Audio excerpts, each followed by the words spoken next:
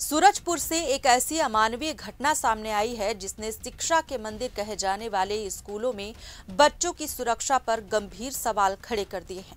दरअसल यहां नारायणपुर गांव में मौजूद हंस वाहिनी विद्या मंदिर स्कूल की 2 महिला टीचरों ने एलकेजी में पढ़ने वाले महज 4 साल के एक मासूम को ऐसी भयानक सजा दी है जिसके बारे में शायद ही किसी ने सोचा होगा।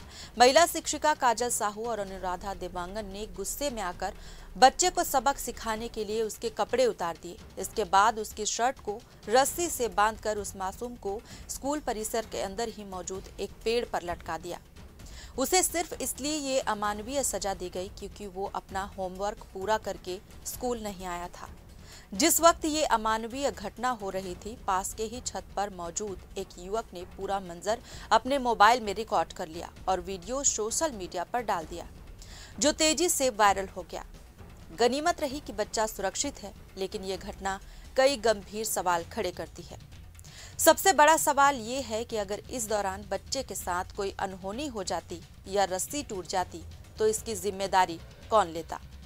अब देखना ये होगा कि जिले के बड़े अधिकारी इन महिला शिक्षकों और स्कूल प्रबंधन पर क्या कड़ी कार्रवाई करते हैं।